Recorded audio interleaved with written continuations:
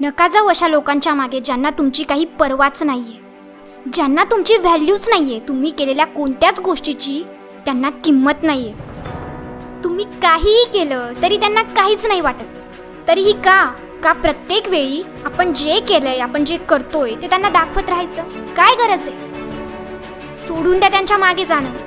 जर करायचंय तर असं काहीतरी करा की एक दिवस असा येईल की तेच तुमच्या मागे येतील. त्यांनाच ते आज जे करताय त्याचा पश्चाताप होईल. असं काहीतरी करा.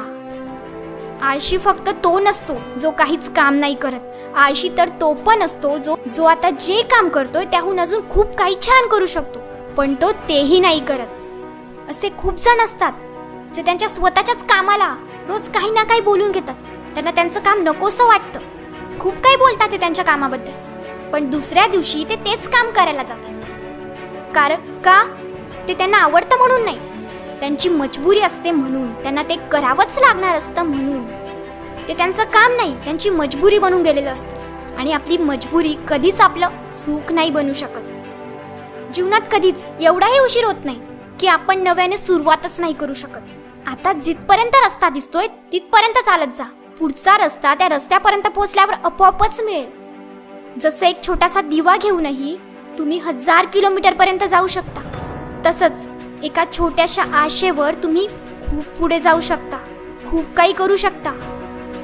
म्हणून असं समजू नका की आता तुम्ही काहीच नाही करू शकत. अजूनही तुम्ही खूप काही करू शकता. फक्त हार मानू नका, खचून जाऊ नका. असं समजू नका की मी आता काही करू नाही शकत. विसरू नका की तुम्हाला असं काहीतरी करायचंय की जे करून आज जे लोक तुम्हाला काही पण बोलताय त्यांना तुमचं काहीच कौतुक वाटत नाहीये, ते लोक गप्प होतील आणि स्वतःहून तुमच्या मागे येण्यासाठी मजबूर होऊन जातील. असं काहीतरी करायचंय तुम्हाला. म्हणून प्रत्येक वेळी प्रयत्न करत राहा. तुमची मनस्थिती चांगली ठेवा. तुम्हाला कोणी काहीही बोललं तरी खचून जाऊ नका. जेव्हा तुम्ही हे शिकाल तेव्हाच तुम्ही खरा आनंद घेऊ शकता. कारण माणसाची आर्थिक स्थिती कितीही चांगली असली तरी जीवनाचा खरा आनंद घेण्यासाठी त्याची मनस्थिती चांगली असावी लागते. म्हणून नेतृत्व असं करा की सत्ता तुमची नसली तरी लोकांनी राजा मात्र तुम्हालाच म्हटलं पाहिजे. तुमच्या कर्तव्याशी एकनिष्ठ राहा.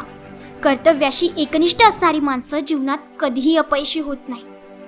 जग कधीच तुमच्या स्वाभिमानाची पर्वा करत नाही. स्वतःबद्दल अभिमान बाळगण्याआधी काहीतरी करून दाखवा. स्वतःला सिद्ध करा.